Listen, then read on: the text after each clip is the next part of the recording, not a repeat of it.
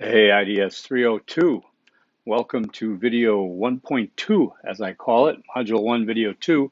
It is, what is it, Wednesday, May 19th. It's about 9:24 from where I sit, and let's get into this.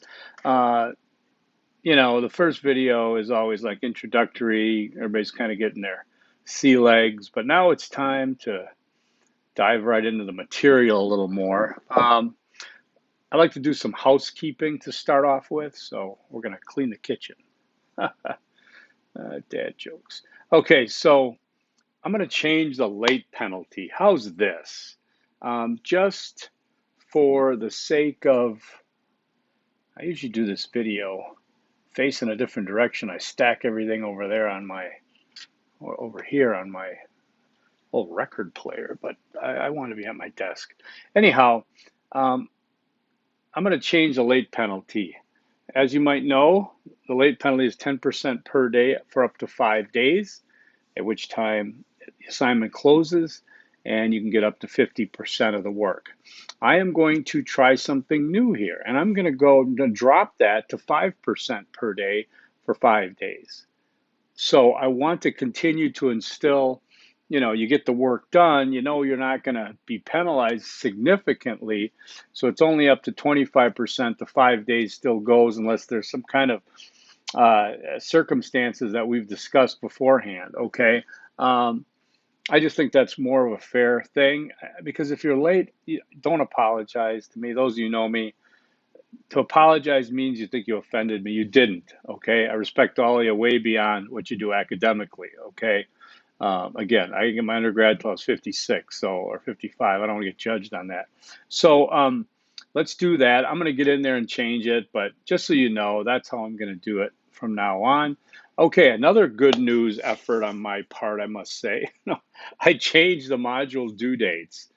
Instead of ending everything on Fridays, I'm ending everything on Sundays. Okay. So the thing about it, here's what we're giving up. Here's what I'm getting out of it. We're getting out of it a little more synchronicity in terms of what you may be used to. I think that ending on Sunday a module is the best case scenario for you to allow you to get to that weekend and get some work done. Of course, I hate it when when you're doing everything on the weekend. I get how those schedules are tough if you're working full time, parenting full time, even if you're not doing those things. There's a lot to do in life. So um, we're going to end them on Sundays. Now, what we're giving up here, though, and I'm just going to call this out right away, is Module 6, the final module of this class.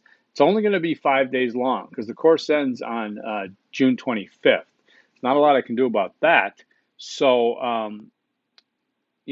wanted to kind of push things back so we had more time. But I think as you get used to the course, those last 5 days, you're going to know what I want, you're going to know what I need, and boom, you're gonna do it. Okay, so let's do that then. So I changed all the dates, I moved some assignments back, and I think that should help you all out. And if it doesn't, like I said, just keep in contact with me.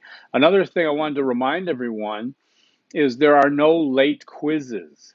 So I think you got quiz 1, 2, 3, and 4 in my course, and they are, for the most part, well, wherever the due date is, some of them will probably due on Saturdays.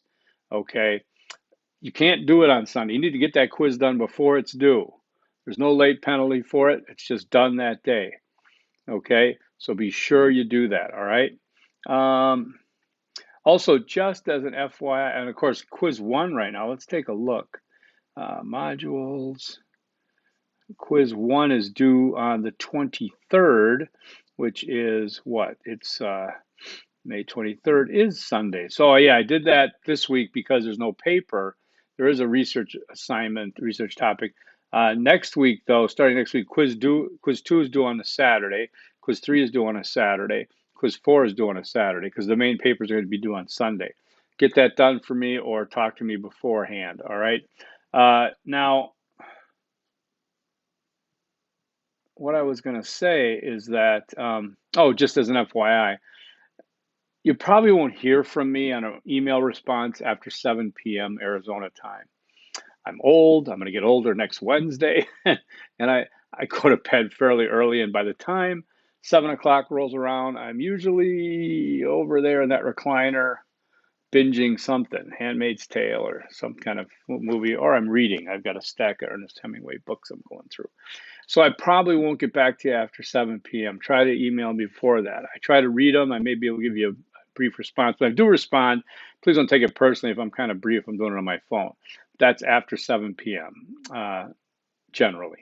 Okay, so also I want to talk about some links that I'm going to include in this announcement. All right, I find them to be very interesting, and I always want to provide students with some contemporary and current issues that resonate with this course and what we're trying to accomplish here. So one of them is from Raw Story.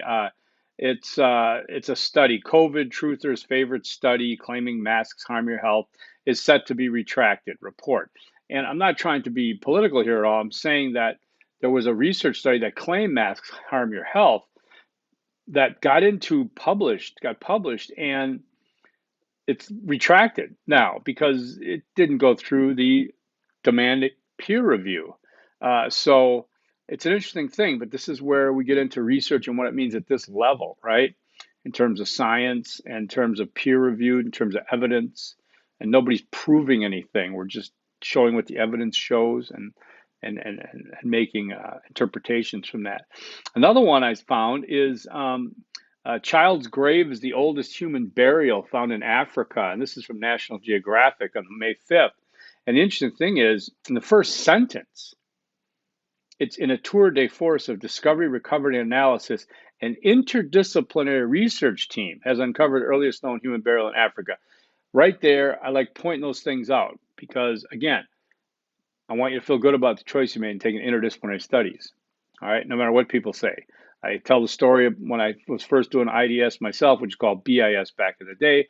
So in about 2012, I think it was, or something, I was at a family reunion up in Wisconsin, and my cousin and her husband, they're both big shots, PhDs, work as a judge and as professors or whatever. And I, they were about 5 years older than me, and they said, so you're taking what, that interdisciplinary studies?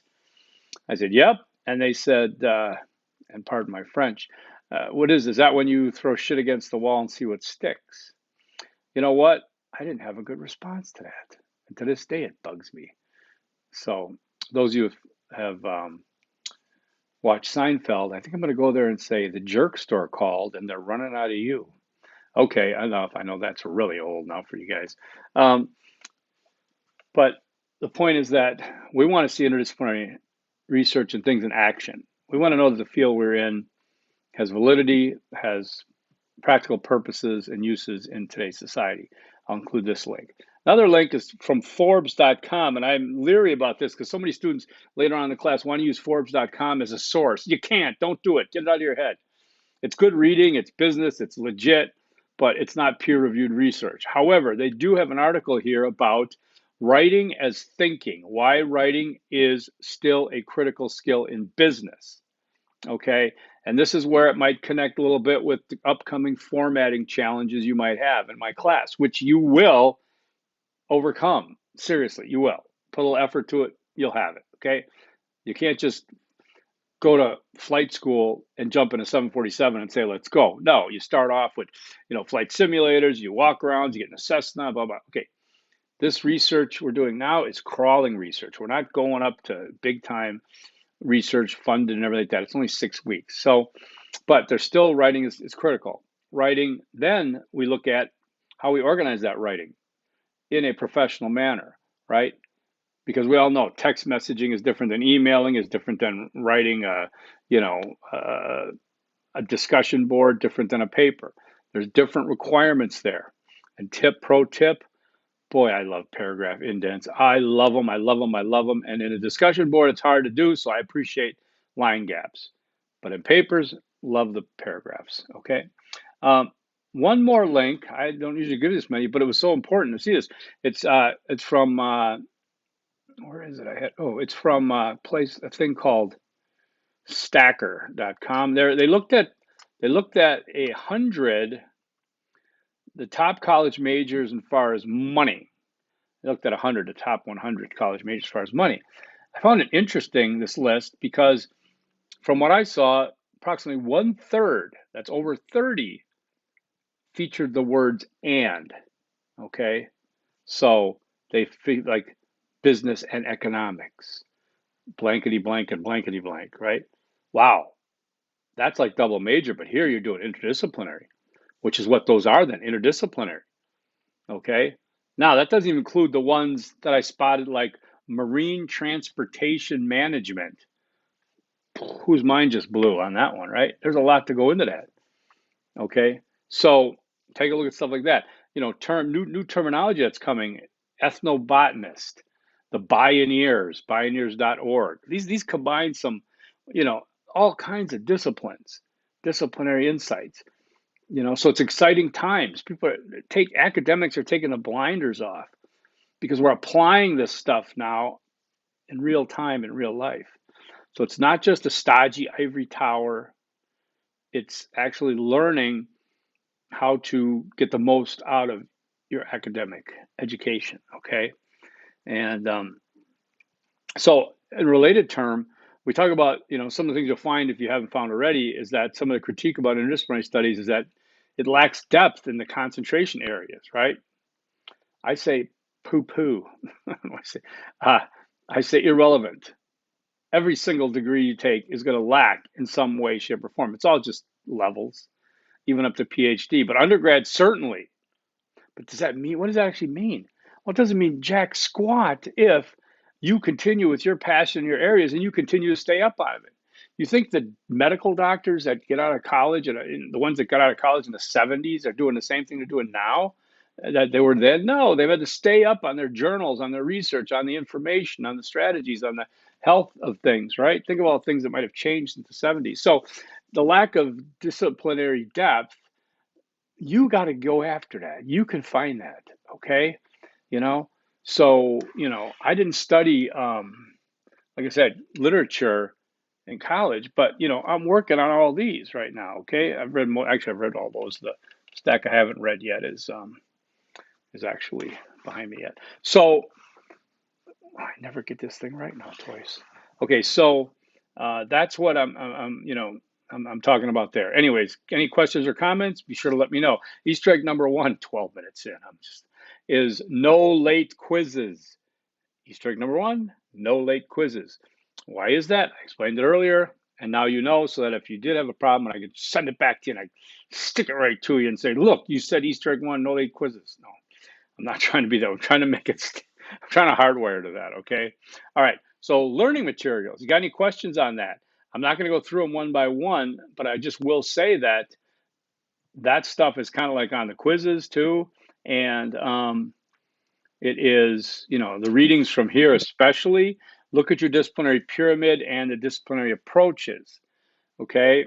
You should have been introduced to these things in 301, but you never know. But if you look at the pyramid, it's just like a hierarchy of disciplinary observation analysis. It's really not important. There is areas where each of those are the primary one to use, but understand that intradisciplinary is looking at something one discipline, cross-disciplinary is analyzing something from a standpoint of one discipline by using another one. For example, the mathematics of music. You have two of them, but you're seeing your music, you're a music major, but you're looking at the mathematics of your music of a piece, right? So that's cross-disciplinary. All right, then you've got multidisciplinary, which is we're talking about business, economics, communication, what have you, but they're all separate. You're just learning more about some things. Then you got interdisciplinary, which the difference is the same thing as multi, except integrative, integration, right? And then beyond that, you got transdisciplinary, which goes beyond the disciplines. So transdisciplinary will be much like interdisciplinary. However, yes, it starts with a problem. You'll see that, but it includes stakeholders. Okay, so we're looking at a particular border crisis or immigration or something, and we have a lot of academic experts on the panel. We also may have landowners. We also may have human rights groups that are providing water or something. We may have, you know, employers who, you know, need the help, whatever. You understand what I'm saying? Because, for example, if I have a politician on a committee, that doesn't mean they're political science experts. It means they're a politician. They won an election. If I have a pastor or a reverend or an imam rabbi on my committee, it doesn't mean that they're religious studies experts. It means that they have worked to their position. Many of them are, okay, theologians and things. But remember that the discipline, the academic discipline, is not an occupation. It's a discipline that someone learns about, okay? And you know what the disciplines are. A discipline is right now, right? Pro tip in my class, I would like you to capitalize all the disciplines. That does not mean capitalize the word discipline. And I've had that problem before. It means if you're talking about business, the discipline of business, you capitalize the B. If you're talking about the business up the street, no capital B. Okay? You got that? Okay, good. All right. So look at those, read about MEAF, the matter of definition about what research is and what it isn't. Extremely important to get an idea, okay? And Dr. McCormick from our faculty, he wrote a little one-page piece. And then Alan Repko's key characteristics of interdisciplinary research and writing. Then you got your text, okay. And then you got some formatting tips. I don't want to get too far in all that because I got a lot more to cover, right? Um, all right, so the specific Canvas pages, again, I'm not sure how you're seeing your module, and if you're only looking at things that are due, you're gonna miss a boatload. I don't know how, but when you go to Module 1 and you start with Welcome to IDS 302 Topic Interdisciplinary Studies, you should be able to go page by page. Academic Integrity Agreement, the Module 1 Video 1. By the way, I just want to thank you so much for getting off the ground. I think, out of 27, I've got like at least 24 that are just did everything so far in module 1, that was due this week. I mean, except for the second discussion board and assignment. So I'm really impressed with that. And again, I always feel that summer students are much more motivated to get through this. So you want to look at that. You got syllabus quiz. You got the musical introduction. Be sure to post a link to your video. All right. I'm enjoying reading those so far. You got the learning materials. Then you got IDS 401 info. If you haven't contemplated what you're doing for 401 yet, it's a good time to take a look at that. There's a link to the ASU page. I know I'm talking fast. The Purdue OWL APA formatting guide, take a look at that, but I can get into it. If you have any questions, let me know. Then we got this video. Now we get into the Tanner model, which I said was on the bottom of page 34 here, but that's what we're going to be following in module 2, 3, 4, 5, and 6. You're going to do step 1, 2, 3, 4, 5. Okay, pretty self-explanatory, but look at that. That's what we're doing. I'll interpret how we're going to do those steps, but I want you to see those and get familiar with them. Then you got a page on IRB ethics info. This is very important, and it's why I'm limited in the choices that I can offer you, and I've had to remove some because we cannot do any vulnerable subjects, things like that. Any minors, no minors can be involved in research. None, none, none. If I see somebody at 17 or younger, it's a fail. Can't do it. You broke the rules. 18 and over only. I'll get into that down the road, but just keep it that way. Now, is it never possible to research those things? Of course not. You can research those things, but we can't because it requires approval from the IRB, which is the Institutional Review Board, that you would apply your proposal. They take a look at it, maybe ask you to come in and speak on what you're going to do, and they decide whether or not they're going to stamp that as approved. They got to know that you're ethically sound in your research. We don't have time for that. It meets every 6 weeks. The course is even that long, so we are going to just pass, and that limits us. But there are things in there that are going to come up in the quiz, okay? So you want to take a look at that. Then let's go back and look at, okay, the discussion board coming up. Thinking outside the box, discussion board. I got a document in there that's like 70 pages long, but it's just a list. It's a list of disciplines, okay? I want you to go through that list and look for things that resonate with you. And reach here. I want you to reach here. Do not play it safe. I swear to God, if I see business and communications, you better have a darn good reason why that, because this is where I want to show you what the possibilities are. You're an interdisciplinarian. You're going to have free reign over all this stuff. You're going to see disciplines there you've never heard of. But if it intrigues you, write about it. That's what I'm looking for. Do not play it safe, okay? Remember to capitalize the disciplines. Easter egg number 2, hey, what do you know? Easter egg number 2 is capitalize disciplines. Okay, you should got that, right? Now, let's get into the 19 and a half. Let's get into the assignment, your research topic. Okay, look at the list I provide of about a dozen or so, 15 possible topics, okay? I will get into what we're going to do with those topics. Certainly, they're all too broad to research. You can't just say, I'm going to research the effect of climate change on Phoenix. No, you're not. You can't. Okay. You need parameters that are defined. You need a plan, but you can start with that topic and then we can go from there. Okay. And so all these things are important there. Okay. Take a look at those. Take a look. Now, I got a sample document how somebody turned in their research topic sample assignment. Okay. Make sure it's in Word. Anything besides Word will get a 0 and I'm going to have you redo it. Okay. Now, I'm going to give you a heads up. What you're going to do with these things, research, the biggest issue here, and I explained this in Module 1, is that, remember I said it's additive. It's additive. Okay, the research we do when we research a trip to Europe, a new car, we research for high school or what have, is basically just a compilation of information that we're doing to enlighten ourselves and show the instructor, the teacher, that we learned something from it, but it's not research in terms of university level. Okay, it's still good to use the word. Again, I'm not debating that. But at our level, research is additive. You got to add something new to the debate, to the knowledge. All right. So if you're doing research on, let's say, the on student debt, you're not just going to put together a bunch of statistics and then say, "Here to go, I researched student debt." You didn't do anything. You just put together some statistics, and that's where you read that Meath. I'm not the Meath, but the Leedy article. You'll see what I mean. You need to add something. So how do we accomplish that?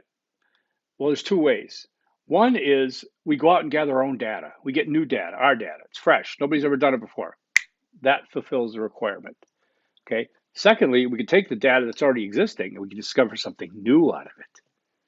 We will not be doing the second one because that's too much responsibility for undergrad students to discover something new about student debt that experts have been looking at for decades, right? So we are going to collect our own data, our new data. It's our own data. How we're going to do that? We're going to do that as quickly and as simply and as efficiently as we can in this class, for this class, and that is we're going to do a survey, a quantitative survey. I'll get into that later. The quantitative survey, though, means everybody's got the same choice of questions and answers. There's no fill in the blanks, except for age. It's only fill in the blank. Okay, I'll get into all that down the road. Don't have to worry about that now, but I want you to get a full context of what we're doing here. So to fulfill the requirement of research at this level, we're going to get a snapshot of data from random adults. And I will get into that. However, I did post on here in the same choose your research topic, I posted a sample of a final paper, which is all 5 steps together, all the data and everything. It's exciting. It's great. You should enjoy looking at that. Yes, it's 34 pages. Or something like that. Don't let that intimidate you. I had one come in last class that was 77. Even I went, oh my God. But it's not about quantity and so much as about covering the steps. And you'll find this thing's going to grow. Why? Because you got a cover page, a table of contents. You got step 1, 2, 3, 4, 5.